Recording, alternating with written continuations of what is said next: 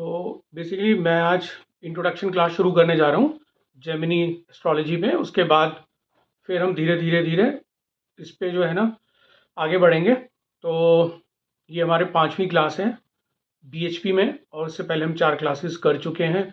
Birth time rectification और कैसे हम सीज़ेरियन बर्थ टाइम निकालते हैं वो हम कर चुके हैं। अब हमारा ये एडवांस क्लास है एक और, जो कि जेमिनी एस्ट्रोलॉजी पे। तो आज इसका पहला इंट्रोडक्शन क्लास है, तो जिसमें मैं बेसिक्स कुछ चीज़ें बताऊंगा जेमिनी के बारे में। ठीक है, तो देखो बेसिकली जो जेमिनी ऋषि थे, इन्होंने इनके नाम पे जेमिनी ज्योतिष का नाम पड़ा, क्योंकि इन्होंने ही जेमिनी ज्योतिष के माध्यम से चर दशा के बारे में बताया कि कुछ एक चर दशा जैसी भी कोई चीज़ होती है।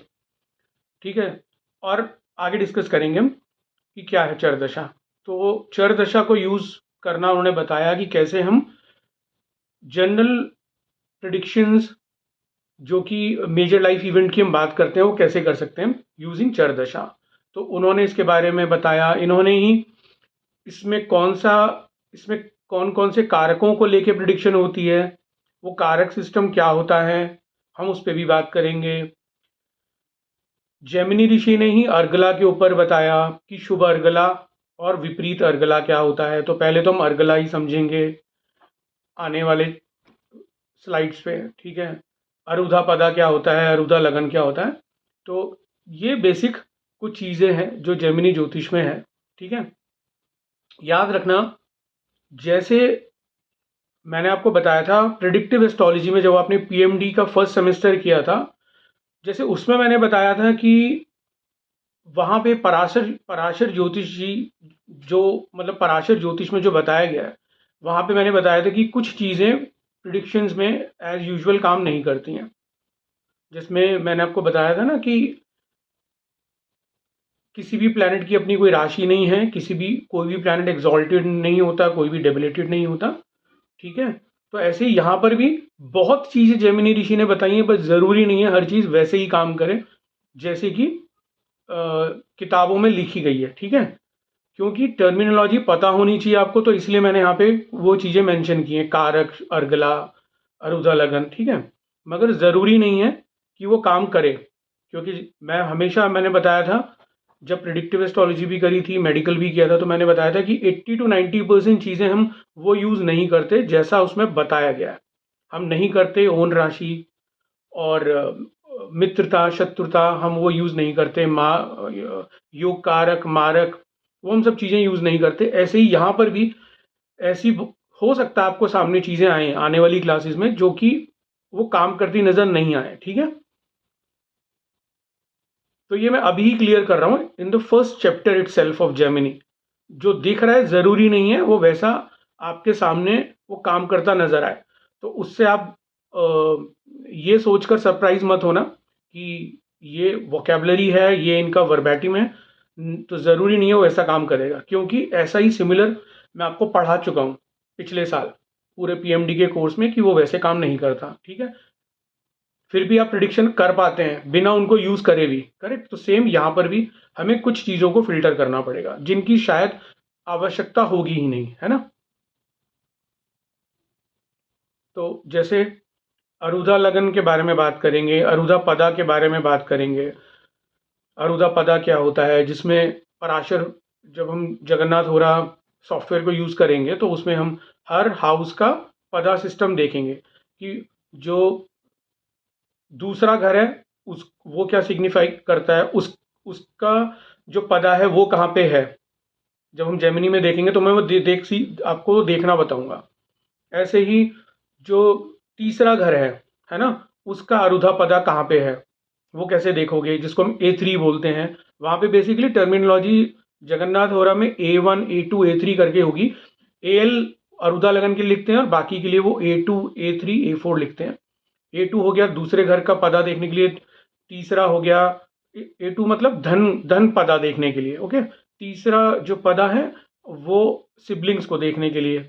चौथा जो A4 पदा है वो बेसिकली भूमि, वाहन और प्रॉपर्टी, इनको देखने के लिए है, या मदर। बेसिकली सर जो हाउस की सिग्निफिकेंस है, हाउस की जो एट्रीब्यूट है, इसमें वो पदा के रूप में है, राइट? हाँ, ऐसी A5 संतान को देखने के लिए, A6 रोग रणशत्रु को देखने के लिए, A7 स्पाउस को देखने के लिए, और A8 जो है वो कष्ट समय को देखने के लिए, A9 भाग्य को देखने के लिए, A10 कर्म पदा को देखने के लिए या राज्य पदा को देखने के लिए, और A11 लाभ पदा को देखने के लिए, और A12 ये बेसिकली ये भी शादी के लिए देखा जाता है, शादी की टाइमिंग के लिए, जिसको उपपदा लगन भी बोलते हैं या मोक्ष पदा भी बोलते हैं, अलग अलग नाम है। ठीक है, तो नाम को लेके ऐसा हमें हमारा कोई इसमें वो ज़्यादा कोई उस पर कोई हमारा डिस्कशन नहीं होगा कि नाम को समझना है, ऐसा कुछ अलग अलग।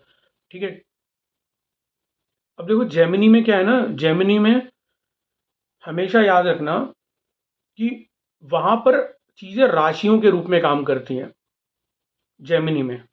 यानी अगर कोई प्लैनेट मूवेबल राशि में बैठा है, मूवेबल राशि कौन सी होती है, एरीज, कैंसर, लिब्रा और कैप्रिकॉन। तो मूवेबल साइन में जो प्लैनेट होगा वो फिक्स्ड राशियों को देखेगा। कौन से प्लैनेट वो फिक्स राशियां होती हैं, taurus, Leo, Scorpio and Aquarius. और जो डुअल साइन में प्लैनेट होंगे जैसे जेमिनी, वर्गो, सेजिटेरियस, स्पाइसिस, वो डुअल साइन या डुअल साइन में जो प्लैनेट होंगे उनको देखेंगे।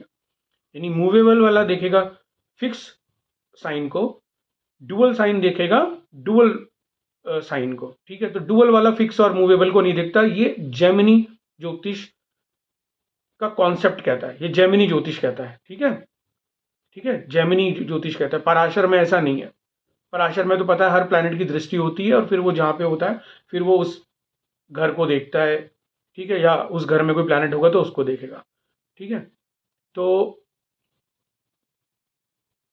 अब देखो जैसे जेमिनी जो सिस्टम है बेसिकली वो क्या करता है कि मैंने जैसे बताया वो राशि के एस्पेक्ट पे निर्भर करता है कि कौन सी राशि किस राशि को देखेगी। ओके, अब यहाँ पे जब हम कह रहे हैं दृष्टि का जो कॉन्सेप्ट है कि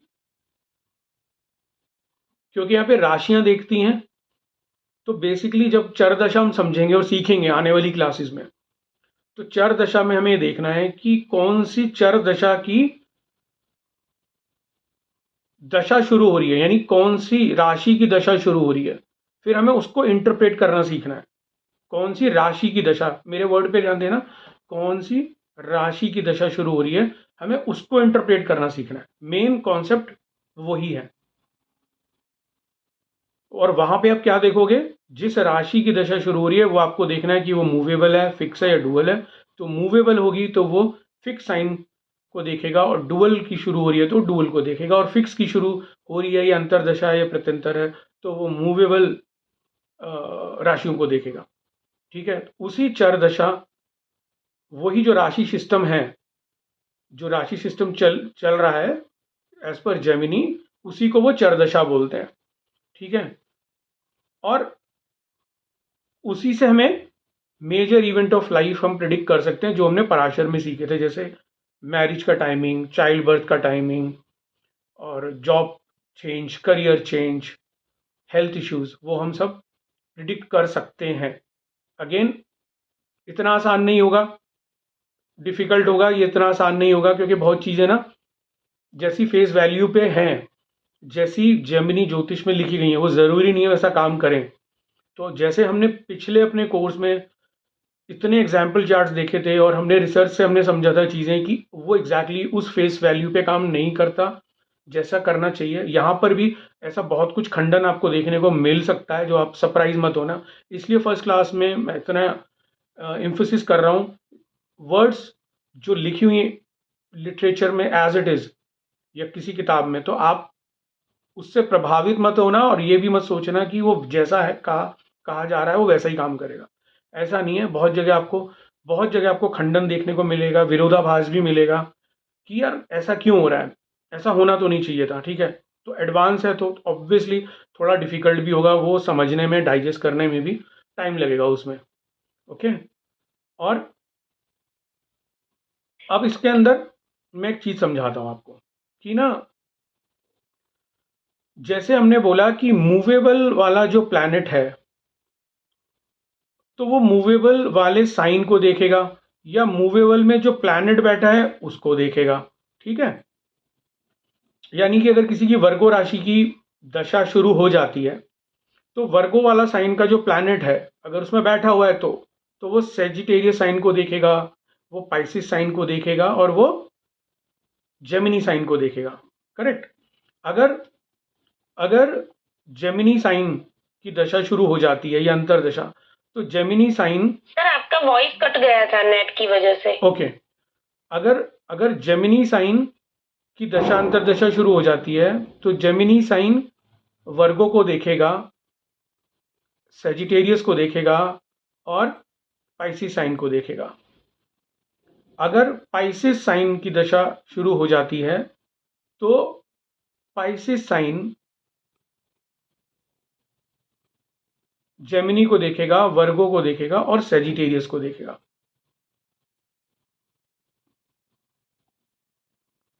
यहां पर फिक्स्ड और मूवेबल साइन में एक कैवियाट है।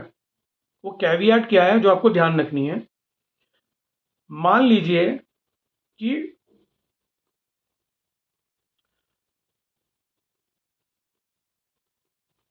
अगर लियो साइन सिंह राशि की दशा शुरू होती है, ठीक है, तो पाइस जो जो लियो साइन की जो दशा शुरू हो रही होगी किसी की कुंडली में, तो वो आपके हिसाब से किस किस को वो देखेगा? एरीज, कैंसर, लिब्रा और कैप्रिकॉर्न मूवेबल साइन को, क्योंकि लियो फिक्स है। हाँ, मगर इसमें जो कैवियाट है वो कैंसर साइन को नहीं देखेगा। मतलब जो इसका एडजेसेंट एकदम जो इसके साथ घर से लगा होता है उस साइन को वो नहीं देखता। वो उस साइन को नहीं देखा जो उससे एडजेसेंट होता है। ठीक है, नहीं समझ में आया सर। हाँ, ये एक है कॉन्सेप्ट। जैसे कि मैं दोबारा समझाता हूं। मान लीजिए कि एक्वेरियस साइन की दशा शुरू होती है, ठीक है, और आपको देखना है फिक्स साइन है। हाँ, फिक्स साइन है, इसकी दशा शुरू हो जाती है। अब आपको देखना है ये दशा क्या ला सकती है इवेंट जातक के जीवन में। तो ये जो एक्वेरियस साइन है इससे जो सटा हुआ साइन है एकदम, वो सटा हुआ साइन मतलब मतलब कि फिक्स राशि के बगल में जो एकदम एडजेसेंट मूवेबल राशि होगी वो उसको नहीं देखेगा। वो बाकी के बाकी के साइन को देखेगा वो।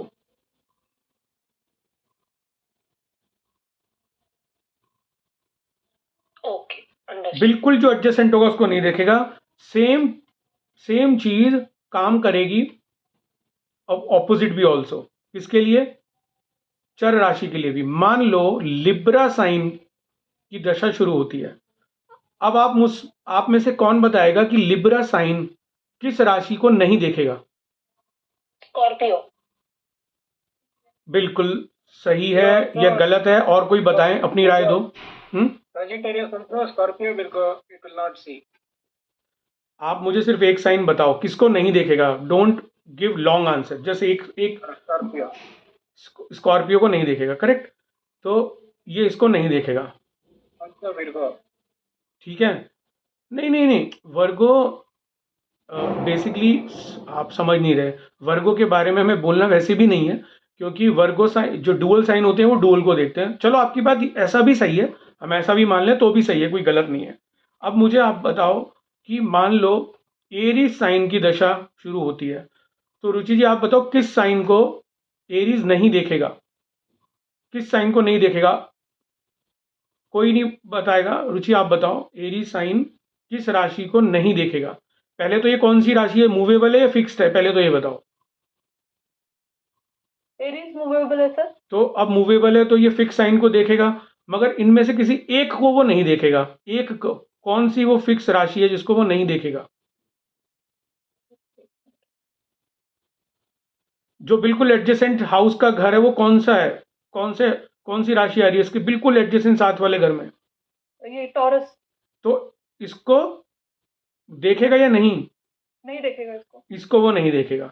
यानी इस घर को वो प्रभावित नहीं करेगा, इस साइन को ये प्रभावित नहीं करेगा, इस घर में बैठे हुए प्लैनेट को भी प्रभावित वो नहीं करेगा। एज पर दृष्टियां बता रहा हूं, एज पर दृष्टियां ये प्रभावित नहीं करेगा। एक बात याद रखना, जब मैं दृष्टियां पढ़ाया जैसे मैंने, और मैंने बताया जेमिनी ऋषि ऐसा बोलते हैं, यहां पे जब मैं अर्गला पढ़ाऊंगा तो इसमें आप थोड़ा विरोधाभास पाएंगे। आगे इसमें आप विरोधाभास पाएंगे, मगर देखेंगे, क्योंकि जरूरी नहीं है कोई भी चीज अगर जैसे एज इट इज दी गई है वो वैसे ही काम करती हो। इन इन प्रैक्टिकलिटी जरूरी नहीं है वो, ठीक है। क्योंकि कहीं ना कहीं राशि सिस्टम जो है देखने का जेमिनी में, वो अर्गला को से थोड़ा विरोधाभास है उसका। मतलब चीजें जेल नहीं होती आपस में। जब आप चार्ट को देखेंगे और असेस करने की कोशिश करेंगे तो आपको लगेगा एक बार में या तो दृष्टि ही देख लो या अर्गला देख लो, तो आपको थोड़ा कंफ्यूजन होगा शुरू शुरू में कि मैं क्या चीज देखूं या दोनों को देखूं। दोनों को देखोगे तो लगेगा कि कायदे में दोनों ही देखना चाहिए, मगर आप बोलोगे कि वो समन्वय नहीं आ रहा है, वो सामंजस्य नहीं बैठ रहा है, वो शुरू में कंफ्यूजन होगी आपको, ठीक है। इसलिए हमें किसी न किसी चीज पे हम निर्णय पे आएंगे या किसी चीज को हम इलिमिनेट करेंगे कि हमें उस चीज को ना देखना पड़े, क्योंकि मल्टीपल चीजें देखोगे तो प्रिडिक्शन नहीं हो सकती। और मैं हमेशा बोलता हूँ ना, over analysis leads to paralysis. क्योंकि जैसे ही अर्गला का कॉन्सेप्ट आएगा तो थोड़ी कंफ्यूजन बढ़ेगी, ठीक है। तो मैं मान के चल रहा हूं अब कि आपको राशि दृष्टियां समझ में आ गई हैं, और अब आपको पता है कि दृष्टि कौन से, मतलब कौन सी दृष्टियां फिक्स वाली मूवेबल को देखेंगी और मूवेबल वाली कौन सी फिक्स को देखेंगी, और डुअल वाली तो डुअल को देखती ही देखती हैं। वो उसमें कोई वो नहीं, एक्सेप्शन नहीं है, ओके। अब अर्गला की बात करते हैं। तो देखो अर्गला बेसिकली, अगर इसको हम बोलें तो एक तरीके का इसको बोलते हैं इंग्लिश में इंटरवेंशन। अर्गला का मतलब है इंटरवेंशन। ये शुभ भी हो सकता है और ये अशुभ भी हो सकता है, जिसको विपरीत बोलते हैं। शुभ का मतलब जरूरी भी नहीं है कि विपरीत हो। शुभ का मतलब यह है कि जब अर्गला लगता है, जो शुभ टाइम को देखने के लिए हमको देखना चाहिए, तो कभी कभी साथ में विरोधा अर्गला भी लग रहा होगा, तो कभी कभी बड़ा मुश्किल होता है जज करना कि वाकई में वो जातक के लिए अच्छा समय होगा भी या नहीं। तो कभी कभी मुश्किल होता है, ठीक है। बट फिर भी हम आगे देखेंगे, we will have lot of discussion and debates also, तो उसके लिए तैयार रहना, है ना। तो मैं भी समझाता हूँ, और कि अर्गला का जो कॉन्सेप्ट है वो राशि से एक थोड़ा सा एक और एडवांस कह लो। सर हम्म, सर ये अर्गला वाला थोड़ा मुझे और समझ में हाँ नहीं मैं बता आया। रहा हूँ थोड़ा आगे की, मैं बता रहा हूँ। देखो अर्गला का मतलब ये है कि ना, मान लीजिए किसी की लियो राशि लगन में है और उसकी लियो राशि की दशा शुरू हो जाती है, ठीक है। तो उसका जो सेकंड घर होगा, अगर उसमें मान लो कुछ प्लैनेट बैठे हुए हैं, ठीक है, कुछ प्लैनेट बैठे हुए हैं दूसरे घर में, ओके, और चौथे घर में भी कुछ प्लैनेट बैठे हुए हैं, या एक बैठा है या दो बैठे हैं, ठीक है, और पांचवें घर में भी कोई प्लैनेट बैठा हुआ है, एक भी हो सकता है, दो भी हो सकते हैं, और 11वें घर में भी कोई प्लैनेट वहां पे है, ठीक है। जैसे कि मान लीजिए हमने दो प्लैनेट वहां पे रख लिए, सूर्य और मरकरी, ठीक है, 11वें घर में, और दूसरे घर में हमने वीनस और मार्स, दूसरे घर में हम मार्स को रखते हैं, नॉट दूसरे घर में हम, एक मिनट रुको, दूसरे घर में हम मार्स को रखते हैं, ठीक है। और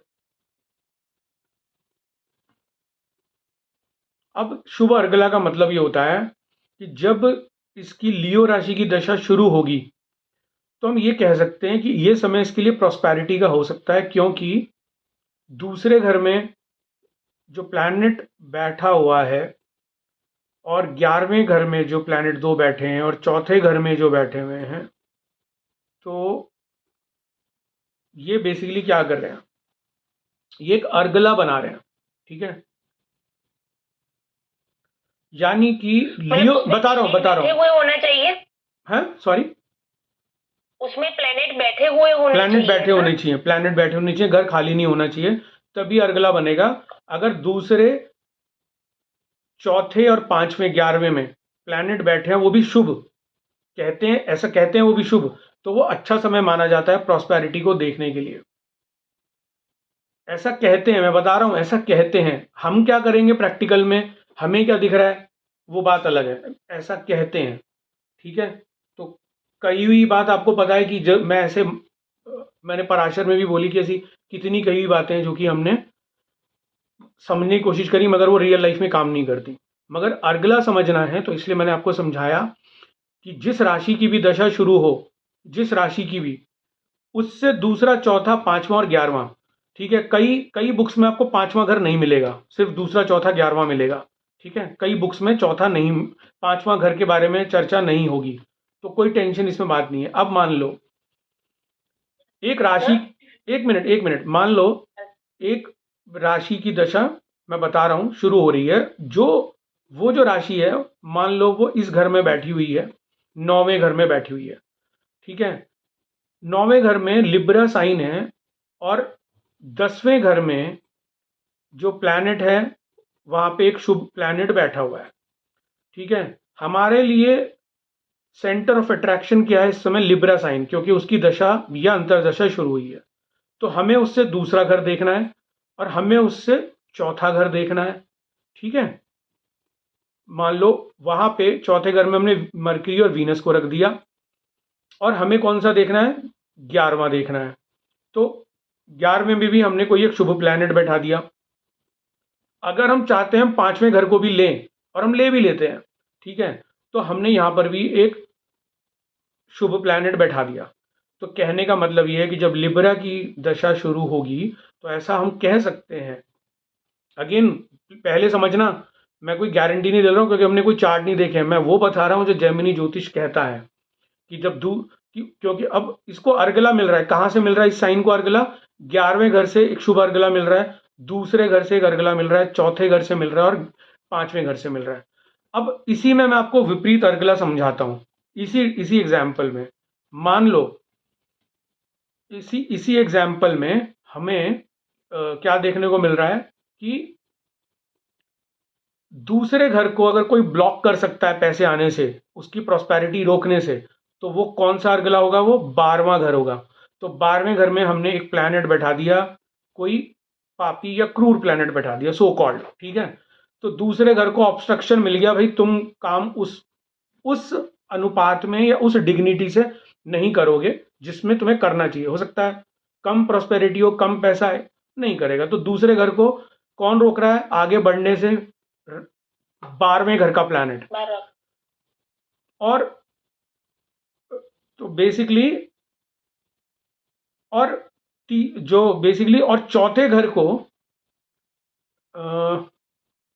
एक मिनट, एक मिनट, और चौथे घर को जो रोकेगा, चौथे घर को जो, एक मिनट, दूसरा एग्जाम्पल, थोड़ा मुझे एग्जाम्पल चेंज करके समझा रहा हूं यहीं पे, ताकि मैं आपको एक ऑप्शन दिखा सकूं। देखो, दूसरे घर को कौन रोकेगा, 12वां घर। चौथे घर को कौन रोकेगा, 10वां घर। 11वें घर को कौन रोकेगा, तीसरा घर। और पांचवें घर को 9वां। यानी कि जो भी शुभ अर्गला है 4, 2, 11, 5 से बनते हैं, उनको विपरीत अर्गला मिलेगा अगर उस कुंडली में दूसरे घर को 12वां घर रोक रहा है, चौथे घर को 10वां रोक रहा है और 11वें को तीसरा, पांचवें में 9वां। तो वो समय उसके लिए कुछ भी कारण से वो उसके लिए अच्छा नहीं हो सकता, चाहे वो मानसिक हो, आर्थिक हो, शारीरिक हो, वो कैसा भी हो। तो ये है, मगर यही कॉन्सेप्ट, इसको थोड़ा सा ना, इसकी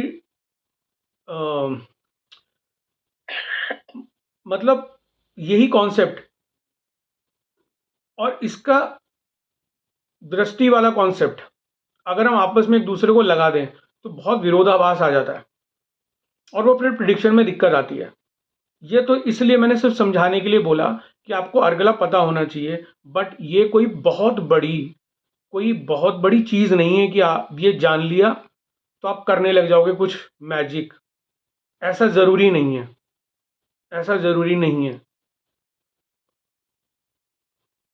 ये आपके जानने के लिए था। सर बोलिए। सर अगर अगर मान लीजिए कि अपना जो नॉर्मल हो रहा है, जगन्नाथ हो रहा है, उसमें तो प्लेनेट के हिसाब से दशाएं चलती हैं।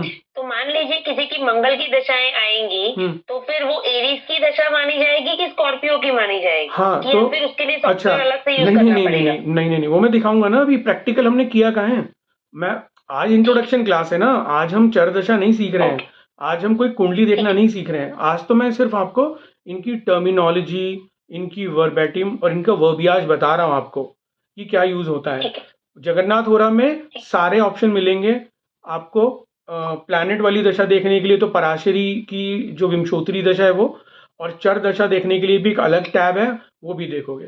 तो जनरली लोग ऐसा क्यों करते हैं? वाई वी नीड 2 और 3 मल्टीपल दशा system? It because sometime it helps us to give us a concurrent validation कि हाँ ये लग रहा है इस समय ही अच्छा हो सकता है, क्योंकि विंशोत्तरी दशा भी कुछ कह रही है सेम चीज जो चर दशा भी कह रही है। अब वो अच्छी भी हो सकती है, बुरी भी। इसीलिए इसलिए कभी कभी मल्टीपल दशा सिस्टम देखने में बेनिफिट होता है, अगर आता हो तो हमें कभी कभी बेनिफिट होता है। और हम जो जैमिनी ज्योतिष करेंगे, हम कोशिश करेंगे कि विरोधाभास है भी तो हम इजी और फिल्टर वे में करें, और जो चीज़ जहाँ काम नहीं आती है वो मैं आपको बताऊंगा कि मेरी रिसर्च में वो चीज़ काम नहीं कर रही हैं। और फिर भी मैं आपको फ्री हैंड दूंगा कि आप भी अगर कुछ उसमें अपना कंट्रीब्यूशन देते हैं और आप भी अपनी खुद की पर्सनल स्टडी भी करते हैं, तो आप भी बता सकते हो कि सर ये ऐसे काम कर रहा है, ऐसे कर रहा है, कैन वी डबल चेक? तो हम कर लेंगे, क्योंकि हमारा काम ही रिसर्च बेस चीज़ों को करके देखना है ना। तो अर्गला को लेके कोई, अब मेरे ख्याल से कोई डाउट नहीं होना चाहिए, क्योंकि जब हम रियल एग्जाम्पल देखेंगे ना चार्ट्स का, तो मैं आपको वहाँ समझाऊंगा सब चीज़, दृष्टि भी, अर्गला भी। तो अगेन बार बार बोल रहा हूँ, अगर आपको वहाँ पे पैराडॉक्सिकल सिचुएशन दिखाई दे, विरोधाभास, तो ये सोच के मत घबराना कि मतलब मैंने पहले बताया नहीं था, क्योंकि मिलेगा वो आपको। प्लेन कट टू कट चीज़ें नहीं मिलेंगी, बहुत कंफ्यूजिंग मिलेंगी कि सर इसको देखें, दृष्टि देखें, अर्गला देखें, ये चीज़ समझ में नहीं आ रही, तो वो बहुत हद तक डाउट है वो आएगा। But again it is my duty and responsibility to make it easy for you. ठीक है, क्योंकि मैं भी नहीं चाहता मैं किसी का चार्ट देखूं तो मैं खुद इतना कॉम्प्लेक्स कर लूं उसको, इतना कॉम्प्लेक्स कर लूं कि मेरे से ट्रीटमेंट ही नहीं हो रहा अपने पेशेंट का, कि मैं इतने इतने ट्रीटमेंट प्लान लेके बैठ जाऊं। Because these are the treatment plans ना। एक तरीके से ये ट्रीटमेंट प्लान है। ये समझो कि एलोपैथी भी, आयुर्वेदिक भी है और होम्योपैथी भी है। अब सारे ही लेके करने बैठोगे तो कभी कभी मुश्किल भी आएगी। समवेयर और अदर हम we can combine two plans. But जरूरत से ज़्यादा भी करोगे और खुद को भी नहीं समझ में आ रहा, तो फिर you have to skip one portion. ठीक है, तो मैं एग्जाम्पल आपको पूछ लेता हूँ एक, कि आपको समझ में आया नहीं आया। ओके, मान लो कि मैं इजी करता हूँ चीज़ों को।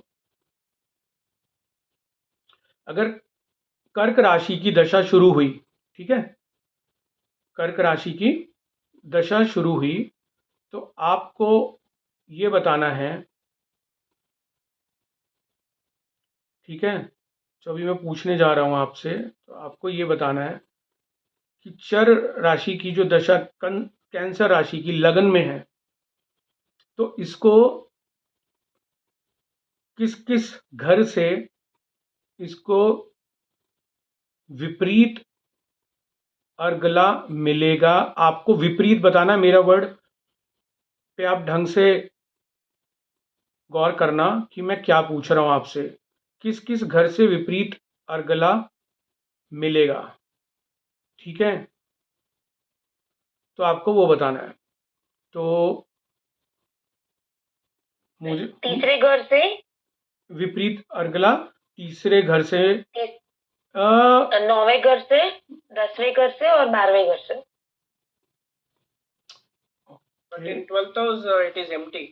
Yes, that is the point, that is the point. Yes, तो वो निकल जाएगा, वो माइनस हो जाएगा। थर्ड हाउस भी एम्प्टी है तो वो भी माइनस हो जाएगा, तो रहे 2, 9 और 10। हाँ, मगर यहाँ पे चंदन वॉज वेरी अटेंटिव। जो एम्प्टी हाउस है वो अर्गला विपरीत अर्गला क्यों देगा?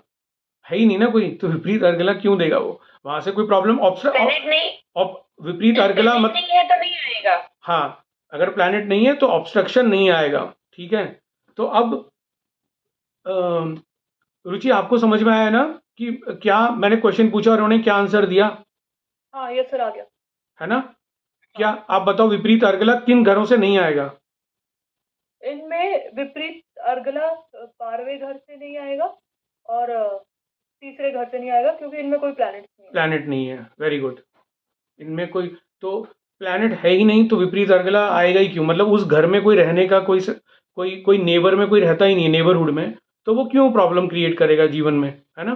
खाली घर पड़ा है, ठीक है। तो ये शुभ अर्गला और विपरीत अर्गला ऐसे आप देख सकते हो, ठीक है। बेसिकली इसी को ही यूज किया जाता है just to see the good timing, है ना, वो देखने के लिए। बट ये गोखना पड़ेगा, हाँ, इस रटना पे पड़ेगा। हाँ, इस पे काम करना पड़े। नहीं, रटने की चीज़ ही नहीं है, मगर रटने के लिए तो देखो ये टेबल ही बहुत है अपने आप में, इतनी छोटी सी। मगर मैं आपको बताऊं, वही ज़रूरी नहीं है कि आपके पास टेबल है, याद भी कर लिया आपने जरा सा एक छोटा सा रूल, बट ये ज़रूरी नहीं है कि वैसे काम करे। ये ज़रूरी नहीं है, मैं आपको पहले बता रहा हूँ, क्योंकि ना सिर्फ याद रखने के लिए। हाँ, ये याद रखने के लिए, बट ये ज़रूरी नहीं है ये एज इट इज़ काम करेगा। 100% बता रहा हूँ कि ज़रूरी नहीं है काम करे, बट सुनने में अच्छा लग रहा है, ठीक है, बट ज़रूरी नहीं है ये काम करे। तो वो हम देखेंगे जब काम करेगा, वो एग्जाम्पल चार्ट्स भी दिखाऊंगा। और जब काम नहीं कर रहा है या बिल्कुल ही नहीं कर रहा है तो मैं वो भी बताऊंगा कि ये काम ही नहीं कर रहा है, ठीक है। तो अननेसेसरीली हम किसी को पॉइंट को प्रूफ करने के लिए हम नहीं करेंगे। जब कोई चीज़ काम ही करेगी तभी उसको हम समझेंगे, ठीक है। अब देखो, इसके अंदर जो कारक होते हैं जेमिनी में, कुछ लोग 7 कारकों को यूज करते हैं, कुछ 8 को भी करते हैं। हम करेंगे 7 कारक सिस्टम, हम 8 कारक सिस्टम चूज नहीं करेंगे। मैं आपको जगन्नाथ होरा में वो टेबल ऑप्शन दिखा दूंगा, कहाँ से हम 7 कारक और 8 कारक सिस्टम को चेक बॉक्स क्लिक करके हम उसको एक्टिवेट कर सकते हैं। तो हम 7 कारक सिस्टम पे काम करेंगे। तो ये 7 कारक सिस्टम क्या होते हैं? ये 7 कारक सिस्टम, आपको पता है क्या क्या होते हैं 7 कारक सिस्टम? किसी को पता है? ये होते हैं अमत्य कारक, आत्मा कारक, भातृ कारक, मातृ कारक, हमने तो पितृ सिर्फ कारक। आत्मकारक और यही सुना है, बस बाकी कुछ सुना नहीं है। तो ये 7 कारक सिस्टम हम यूज करेंगे, जिसमें आत्म कारक, अमत्य कारक, भ्रातृ कारक, मातृ कारक, पुत्र कारक, ज्ञाति कारक, और एक और होता है 7th जिसको डीके बोलते हैं, है वो, उसको हम यूज करेंगे। और तो बेसिकली क्या है, हम लोग इसके ऊपर टाइमिंग करना सीखेंगे, यानी कि आत्मकारक, अमत्य कारक, भातृ, मातृ, पुत्र, ज्ञाति और दर कारक। दर तो अमत्य कारक रिप्रेजेंट करता है द सेल्फ, जिसकी वो कुंडली है, वो जातक। और चीजों को भी रिप्रेजेंट करता है, बट फिलहाल मैं एक एग्जांपल दे रहा हूँ। और अमत्य कारक आपका करियर को रिप्रेजेंट करता है, ठीक है। और भातृ कारक रिप्रेजेंट करता है आपकी सिबलिंग्स को।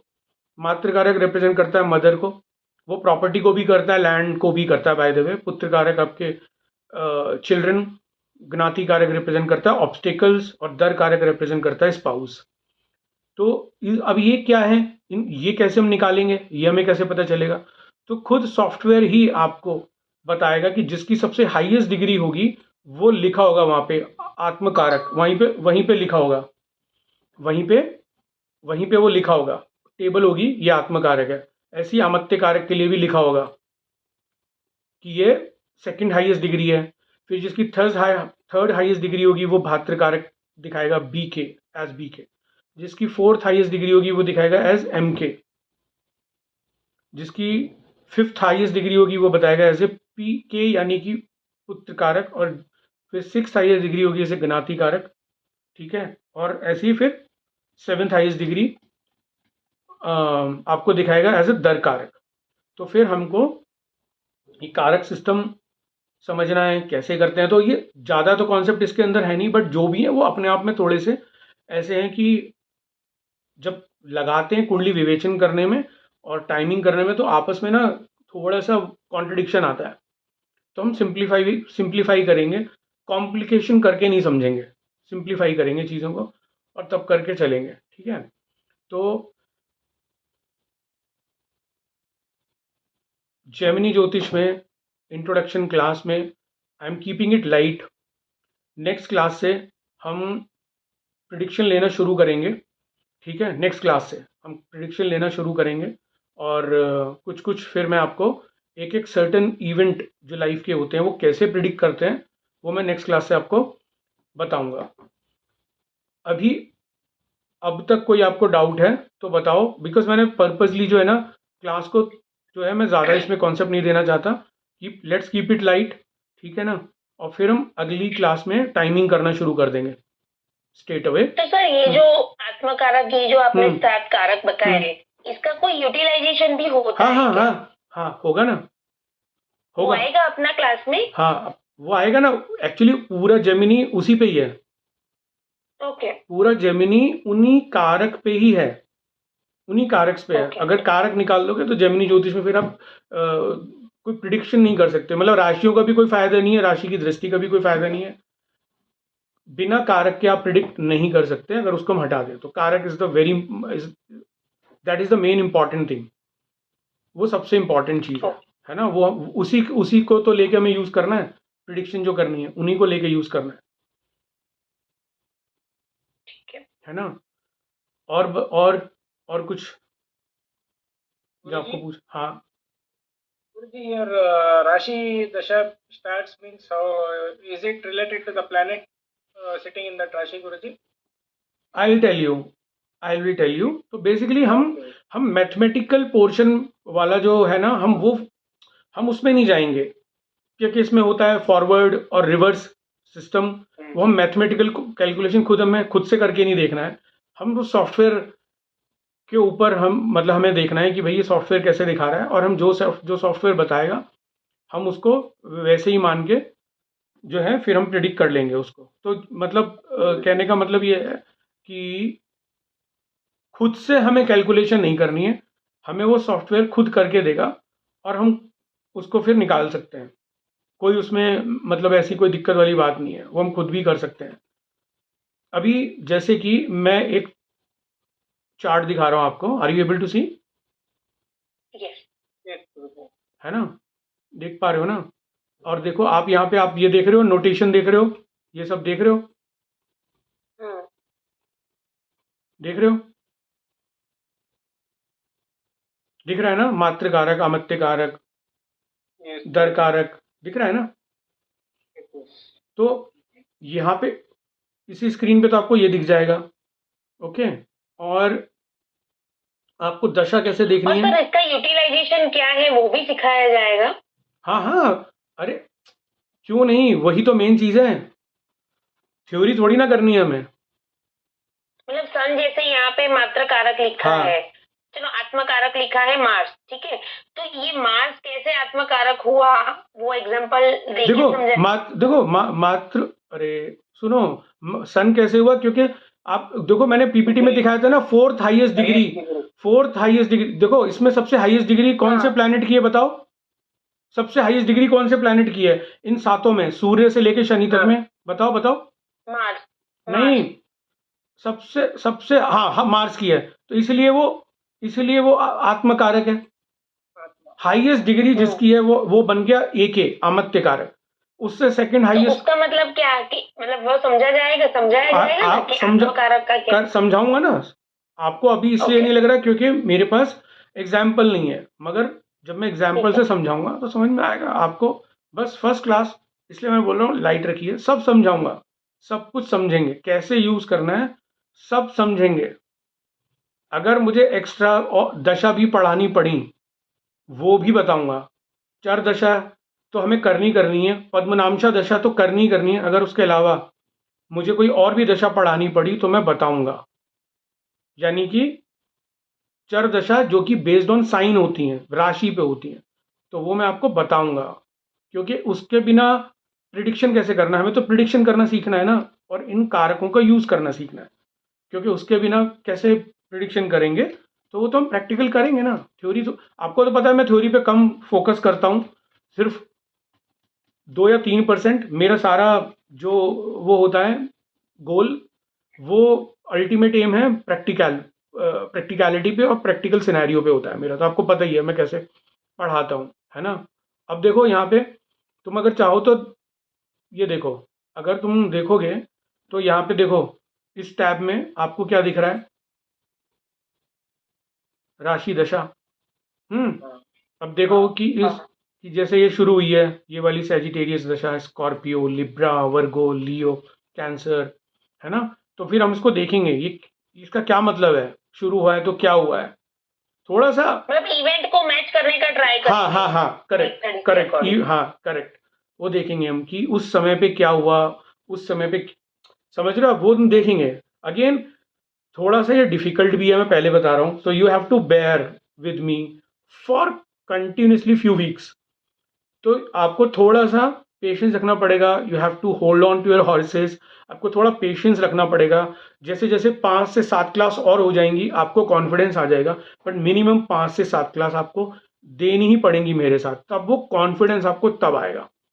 ठीक है कि हाँ, जैसे शुरुआत में जब हमने पीएमडी किया था तो मैंने बोला था ना कि आपको मेरे साथ 5-7 क्लास चलना पड़ेगा, और अगर जैसे जैसे मेडिकल में पहुंचोगे तो आपका कॉन्फिडेंस और बढ़ जाएगा। ये प्रूव करने के लिए कि जो चीज़ काम ही नहीं करती, वो दिखाने के लिए मुझे आपको कम से कम 20 क्लास तक ले जाना पड़ा, मतलब मेडिकल की भी मिला दूं। ऐसे ही यहाँ पर भी हो सकता है कुछ चीज़ काम ना करे, तो हम आगे बढ़, जैसे जैसे बढ़ेंगे वो आपको कॉन्फिडेंस आ जाएगा, ताकि आपको पता चले कि जो आप जो जेमिनी ज्योतिष पढ़ रहे हो, और जो बच्चे पढ़ रहे हैं, और जो जिनको ज्योतिष का जेमिनी का ज्ञान है, तो आप उनसे किस महीने में एक्सेल कर सकते हो, या क्या आपको पता है ऐसा, या क्या आपको पता होना ही नहीं चाहिए, जिसकी ज़रूरत ही नहीं है। क्योंकि ज्योतिष में हर चीज़ नहीं लगती एज अ रूल हर चीज़ नहीं लगती है। कई बार अननेसेसरी चीज़ें भी हम बहुत बार लगा लेते हैं। जैसे भावात भवम काम ही नहीं करता, हालांकि हम बात पराशर की कर रहे हैं, हमें यहाँ पे नहीं करनी चाहिए, काम ही नहीं करता, तो ज़रूरत मतलब उसकी है ही क्या लगाने की, है ना। प्रिडिक्शन करनी है भाई, जहाँ तक आपसे प्रिडिक्शन लेने आए, आप उसको कोई फिलॉसफी नहीं दे सकते, ना ही अर्गला की कोई थ्योरी दे सकते। उसको प्रिडिक्शन से मतलब है, ये बता दो मेरा काम ये कब दिख रहा है आपको, आप उसे थ्योरी नहीं बता सकते। आपको बस एक्सपर्ट होना है, काइंड ऑफ ऑपरेशन करना है, ये this is the way to operate the client और द पेशेंट। ठीक है ना, तो ये मैं बताऊंगा आपको, ये सब आएंगी चीज़ें, but for the few weeks you have to be with me, you have to have patience with me. वो ध्यान रखना पड़ेगा कि आपको थोड़ा पेशेंस रखोगे तो आपको सब समझ में आएगा।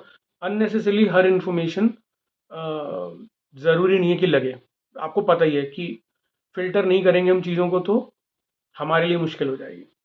और बताओ।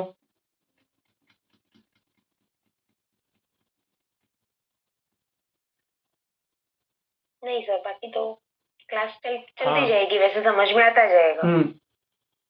मैं चाहता तो इंट्रो में 1-2 चीज़ और ऐड कर सकता था, बट वो ज़रूरत नहीं थी, क्योंकि बहुत ज़्यादा कॉम्प्लिकेशंस हो जाती हैं अगर मैं कुछ और चीज़ समझाता तो। मगर नहीं, I wanted to keep it light. फिर नेक्स्ट सेशन में अब हम जितना भी पढ़ाई करेंगे वो सब प्रैक्टिकल चार्ट्स होंगे। अब हम we will see only the charts, अब हम सिर्फ चार्ट्स ही देखेंगे और इन कारकों को लगाना सीखेंगे।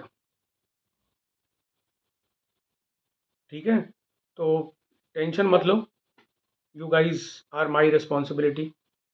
बस सर मुझे एक ही टेंशन है कि जो कारक वाला चीज आ गया ना, तो बस ये कैसे लगाना आएगा वही एक टेंशन है। बट ठीक है, आपने कहा कि जैसे 5-7 क्लास जाएगी यू विल बी कारक तो आप नेक्स्ट क्लास में ही लगाना सीख जाओगे। कारक तो आप नेक्स्ट क्लास में ही लगाना सीख जाओगे। नेक्स्ट क्लास में जो पहला 1 आवर होगा उसके बाद आप खुद प्रिडिक्शन करना सीख जाओगे। जो कारक आपको लगाना सिखाऊंगा, 7 में से 1 सिखाऊंगा पहले, उस कारक पे आप लगाकर प्रिडिक्शन करना सीख जाओगे। आप जैसे ही क्लास ओवर होगी ना, नेक्स्ट क्लास, उसके बाद आपके पास 7 दिन होंगे, आप करते रहना प्रिडिक्शन। देखो 7 कारक है ना, तो इनमें से जो मेन कारक होंगे, कम से कम मैं 4 कारक पे आपको प्रिडिक्शन करना सिखाऊंगा, जो कि जीवन में कैसे काम करते हैं, ठीक है, उस पर मैं काम करना सिखाऊंगा आपको। तो और कंबाइन करना भी सिखाऊंगा, क्योंकि मैं आपको एक बात बताता हूँ, जैसा कारक हमको दिख रहा है ना, वो वैसा काम करता भी नहीं है। जैसे कि किसी ने बोला कि फला अमत्य कारक है, तो अमत्य कारक की दशा में जो जातक है ग्रोथ करेगा, ऐसी कोई गारंटी नहीं है। मैं आपको पहले बता देता हूँ, ऐसी कोई गारंटी नहीं है। और कोई अमत्य कारक वेल प्लेस ना बैठने के बावजूद भी कुंडली में और उसकी दशा शुरू हो जाए तो भी एक्सपोनेंशियल ग्रोथ कर सकता है। यही विरोधाभास है इसके अंदर, ये बड़ा मुश्किल है, यही हमको समझना है। क्योंकि अमत्य डिपेंड इतनी चीज़ों पे करता है कि जिस अमत्य कारक राशि में बैठा है, उसकी जब दशा शुरू हो रही है, आप देखोगे कि अरे उसकी दृष्टि तो इस पे पड़ रही है, वो उस राशि को देख रहा है, ये उसको देख रहा है, और ये इस घर में बैठा हुआ है, और मतलब उसको लगाएं कैसे। फिर आप अर्गला भी लगाना सीखोगे कि अरे क्या करें, फिर आप ये भी उसमें कॉम्प्लिकेशन आ जाएगा कि वो बैठा भी कौन से कारक के साथ है। तो प्रिडिक्शन समझ में ही नहीं आएगी कि अच्छा होगा बुरा होगा या क्या होगा, समझ में ही नहीं आता, बहुत डिफिकल्ट है। एनीवे मतलब इतना आसान नहीं है कि अगर वन वर्ड में बोल दिया जाए ऐसा होता है, ऐसा होता नहीं है। वे बहुत चीज़ों पे डिपेंड करता है, बहुत बहुत चीज़ों पे, और मैंने बहुत हद तक कोशिश कर रहा हूँ कि उस चीज़ को पे ओवरकम कर लिया है मैंने, और कैसे उसको फ़िल्टर करना है वो मैं आपको बताऊंगा। वो सारी टेक्निक भी बताऊंगा आपको कि आपको जब एक पर्टिकुलर इवेंट प्रिडिक्ट करना है, देखो आपको किस चीज़ में महारत हासिल करनी है कि पर्टिकुलर इवेंट प्रिडिक्ट करना है। मैं आपको उस इवेंट की प्रिडिक्शन की कंपोजिट टेक्निक सिखाऊंगा, समझ रहे हैं। तो वो आपको समझना है कि हमें तो इवेंट प्रिडिक्शन करने से मतलब है ना, तो मैं आपको उसका कंपोजिट तरीका बताऊँ। कंपोजिट मतलब matching with other parameters also, वो मैं आपको सिखाऊंगा कि कैसे करना है। तो जब हम कह रहे हैं कि कोई व्यक्ति अगर किडनी का ऑपरेशन कर रहा है, कोई कोई लीवर का कर रहा है, ठीक है, कोई नेफ्रोलॉजिस्ट है, कोई ऑन्कोलॉजिस्ट है, कोई गैस्ट्रोएंटरोलॉजिस्ट है, तो जैसा केस होगा हमको वैसा ही उसको ट्रीटमेंट देना है। हमें तो उससे मतलब होना चाहिए ना कि हम उस पर्टिकुलर ऑपरेशन को कैसे कर रहे हैं, हमें उससे मतलब होना चाहिए। वो मैं आपको सिखाऊंगा, जैसा केस आएगा हमारे पास वैसे ही हमको ट्रीटमेंट देना है। तो याद रखना कि मैं आपको वो, जिसको मैं कंपोजिट वर्ड बोल रहा हूं, ठीक है, उसको कैसे यूज करना है, क्योंकि बहुत चीज़ों को इलिमिनेशन भी करना पड़ेगा प्रिडिक्शन के दौरान, बहुत चीज़ों को करना पड़ेगा। कई चीज़ें एकदम फेस वैल्यू पे नहीं लगती एज अ रूल जो दी गई हैं किताबों में, वैसे वो काम भी नहीं करता वो तरीका, ठीक है। तो उसका आप टेंशन मतलब अगली क्लास से प्रिडिक्शन करना सीख जाओगे। मतलब जो पहला मैं जो चीज़ सिखाऊंगा एक पर्टिकुलर इवेंट, तो आप सीखोगे कि कैसे प्रिडिक्शन हो रहे हैं, वो आप सीख जाओगे अगली क्लास से।